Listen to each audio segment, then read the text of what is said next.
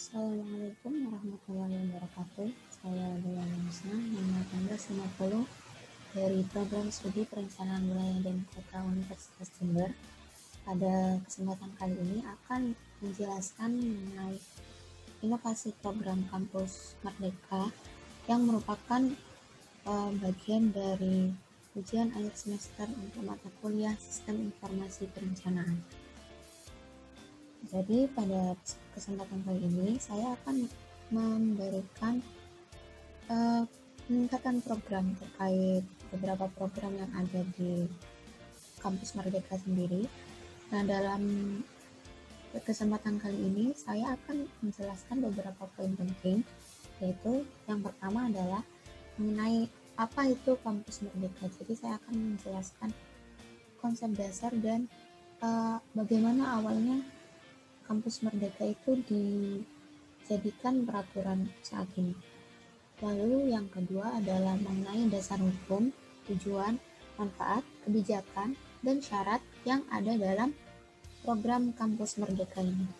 Kemudian yang ketiga adalah karena pada kesempatan kali ini merupakan bagian dari ujian akhir semester Sistem Informasi Perencanaan, maka tugas yang dilakukan dalam kesempatan kali ini adalah merencanakan program yang ada dalam 8 program dalam Kampus Merdeka yang nanti dikaitkan dan direncanakan menggunakan sistem informasi perencanaan yang bisa berupa sistem informasi geografis. Kemudian yang keempat adalah manfaat dari program yang telah saya rencanakan untuk dikembangkan.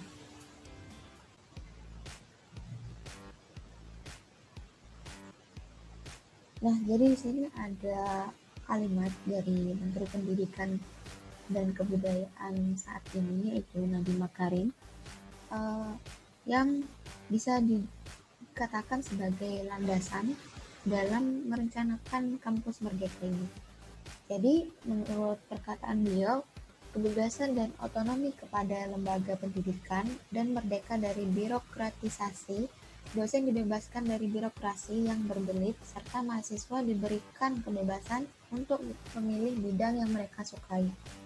Jadi dasar dari Kampus Merdeka ini sendiri adalah untuk membebaskan mahasiswa dan tidak terkait dengan birokrasi yang berbelit-belit, sehingga mahasiswa itu dapat sesuai keinginan mereka mengikuti program di luar universitas, sehingga mereka nantinya diharapkan bisa meningkatkan skill.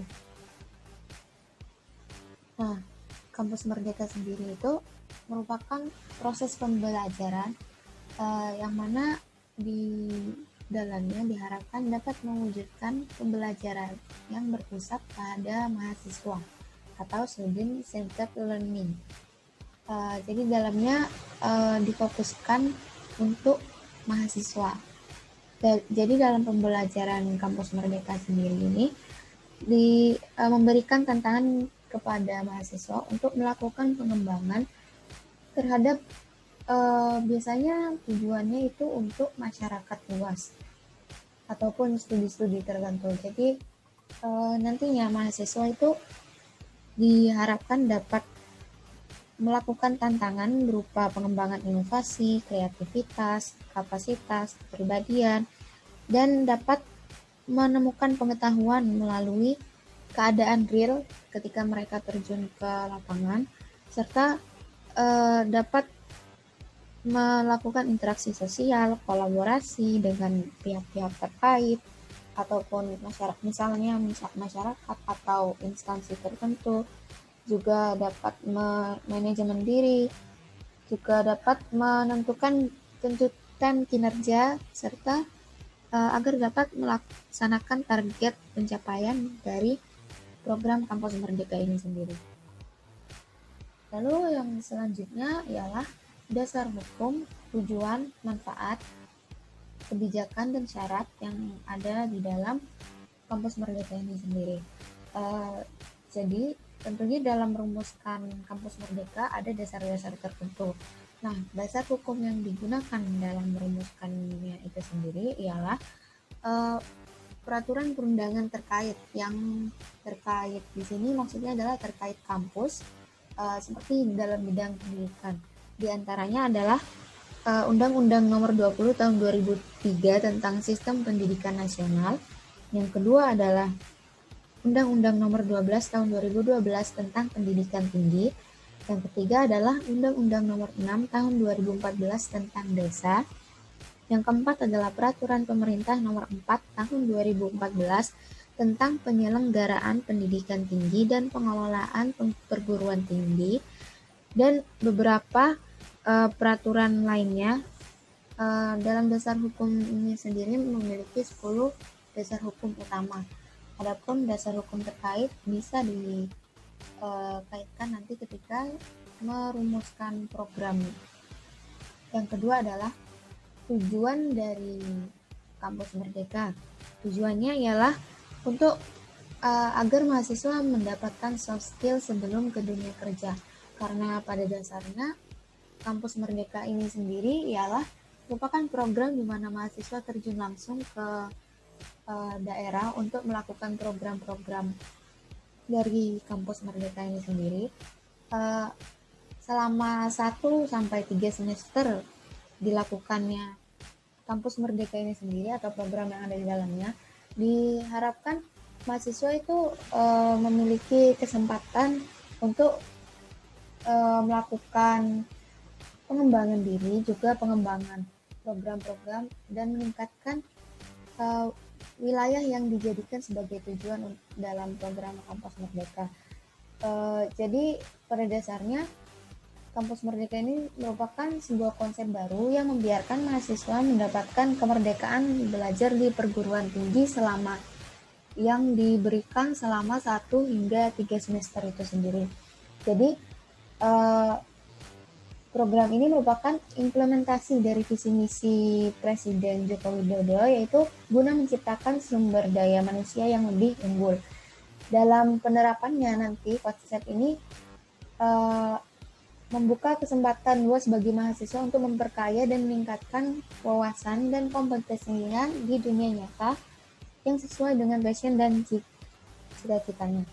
Adapun manfaatnya ialah selaras dari tujuan yang telah dijelaskan tadi, sehingga mahasiswa itu diharapkan memiliki kemampuan terkait dunia kerja ataupun kemampuan untuk melayani masyarakat yang didasarkan pada ilmu yang dipelajari dan dipunya.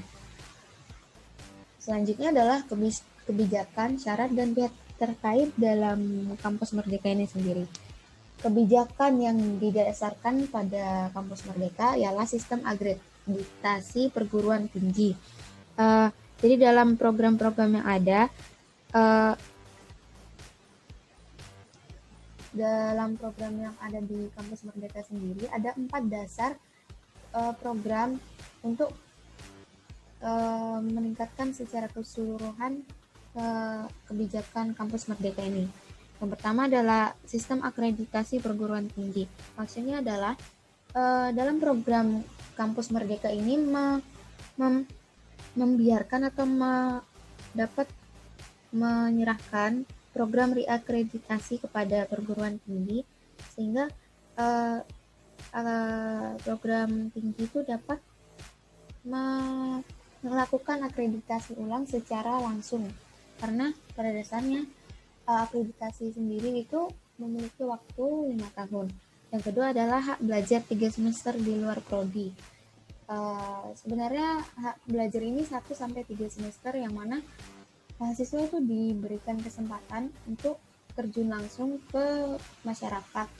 Yang ketiga adalah pembukaan prodi baru, yang mana di dalamnya nantinya perguruan tinggi itu dapat dimudahkan untuk membangun program studi baru. Yang keempat adalah kemudahan menjadi PTNBH, yang maksudnya adalah nantinya PTN itu dipermudahkan untuk menjadi PTN Badan Hukum tanpa terikat status akreditasi. Selanjutnya adalah syarat dalam Kampus Merdeka ini sendiri adalah yang pastinya mahasiswa, karena ini ditujukan untuk mahasiswa, dan mahasiswa yang mengikuti ialah harus mahasiswa aktif yang terdaftar pada PDD Dikti. Selanjutnya adalah pihak terkait dalam kampus Merdeka ini sendiri. Tentunya perguruan tinggi yang menampung mahasiswa, fakultas dan program studi juga, serta mitra. Mitra di sini maksudnya bisa instansi yang terkait untuk melaksanakan program ataupun masyarakat yang tempat dilaksanakan program tersebut. Selanjutnya adalah beberapa program yang ada dalam kampus Merdeka. Dalam kampus Merdeka sendiri ada 8 program utama. Yang pertama adalah pertukaran pelajar. Yang kedua adalah magang atau praktik kerja. Yang ketiga ialah asistensi mengajar di satuan pendidikan. Yang keempat adalah penelitian atau riset. Yang kelima ialah proyek kemanusiaan. Yang keenam kegiatan wirausaha.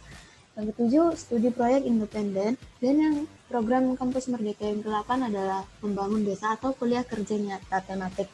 Nah, dalam kesempatan kali ini yang akan saya bahas adalah mengenai program peningkatan inovasi program dalam kuliah kerja nyata tematik.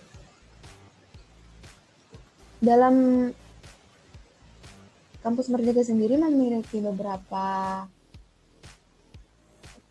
subprogram dalam kuliah kerja nyata tematik. Akan tetapi pada dasarnya kuliah kerja nyata tematik ini tujuannya adalah untuk memberikan pengalaman belajar kepada mahasiswa yang tengah hidup di tengah kampus agar dapat memberikan gambaran mengenai kehidupan di luar dan bagaimana caranya memberikan pelayanan untuk masyarakat. Nah, berikut adalah alur untuk melakukan kuliah kerja nyata tematik atau KKNT. Alur ini dijalankan agar mahasiswa dapat melaksanakan program dan memberikan inovasi terkait desa itu sendiri, karena dalam melaksanakan KKNT mahasiswa itu harus memberikan dampak yang nyata untuk masyarakat desa nantinya. Nah, adapun inovasi lebih terkait dari kampus Merdeka, yaitu program KKNT atau kuliah kerja nyata tematik, ialah dengan menyisipkan teknologi sistem informasi geografis, yang mana di dalamnya dapat dilakukan untuk mengembangkan potensi desa yang ada. Adapun tahap-tahap yang dapat dilakukan ialah yang pertama merumuskan gambaran umum. Hal ini dilakukan untuk agar mahasiswa ataupun masyarakat sendiri dapat menggambarkan secara visual ataupun secara potensi bagaimana bentuk desa tersebut. Lalu yang kedua adalah melakukan wawancara dan musyawarah dengan masyarakat desa. Hal ini merupakan tahap yang penting karena yang mengetahui potensi masalah yang ada di dalam desa adalah tentunya penduduk yang menempati tempat tersebut sudah lama, sedangkan mahasiswa sendiri baru sebagai pendatang baru yang ada di desa tersebut. Jadi tujuannya untuk melakukan wawancara dan musyawarah ini adalah menampung pendapat masyarakat dan mahasiswa mendapatkan gambaran lebih bagaimana sih kira-kira potensi dan masalah yang ada di desa. Lalu dari hasil wawancara dan musyawarah itu sendiri dapat dilakukan langkah selanjutnya, itu merumuskan program peningkatan terkait potensi masalah yang ada. Karena kita sudah dapat data mengenai potensi masalah tersebut, kita dapat menyelaraskan pengembangan program atau agar dapat meningkatkan desa itu sendiri. Lalu selanjutnya adalah tahap keempat, potensi masalah tersebut dikonversi dalam bentuk sistem informasi geografis. Hal ini dilakukan untuk penangkapan informasi kepada mahasiswa maupun masyarakat dapat dilakukan dengan cepat. Karena manusia sendiri merupakan makhluk visual, sehingga jika data ditampilkan dalam bentuk peta, visual peta, ilmu itu atau info yang ada di dalamnya dapat dicerna lebih mudah. Nah, selanjutnya bagaimana manfaat dari kolaborasi antara KKMT, yaitu dengan menyisipkan program sistem informasi geografis tersebut. Manfaatnya bagi masyarakat luas sendiri, masyarakat itu dapat sadar akan potensi desanya. Jadi tidak hanya tokoh-tokoh penting yang ada di masyarakat, namun masyarakat desa secara luas itu dapat mengetahui potensi dan masalah desa. Yang kedua adalah masyarakat ataupun mahasiswa itu sendiri dapat memiliki gambaran besar mengenai desa secara visual. Gambaran ini dapat gambaran umum ataupun potensi masalah serta program.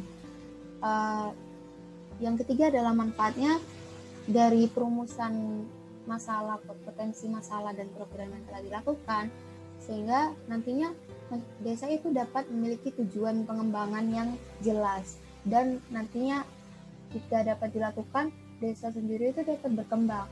Yang keempat adalah menumbuhkan kerjasama antara mahasiswa dan masyarakat. Lalu yang kelima, dapat melihat potensi desa secara visual dan program-programnya. Adapun manfaat secara akademik yang ada dalam program sisipan inovasi sistem informasi geografis dalam program kuliah kerja nyata tematik ini sendiri, ada beberapa pihak terkait yang terdampak manfaat akademik itu sendiri. Yang pertama adalah mahasiswa yang melakukan program ini, lalu program perguruan tinggi yang menampung mahasiswa, dan juga masyarakat desa yang dilakukan program tersebut. Adapun manfaatnya adalah bagi perguruan tinggi nantinya dapat menumbuhkan jejaring atau mitra untuk membantu pembangunan desa, karena dengan adanya pembangunan program desa, perguruan tinggi dapat membantu sehingga dapat mewujudkan tridharma perguruan tinggi. Lalu bagi mahasiswa dapat menambah wawasan mengenai permasalahan dan merumuskan program pengembangan desa sehingga dapat meningkatkan skill mahasiswa terkait ilmu yang dipelajari. Lalu manfaat akademik bagi masyarakat desa sendiri, masyarakat desa itu mendapatkan gambaran program yang inovatif, juga menambah wawasan terhadap pembangunan desa yang tidak begitu-begitu saja.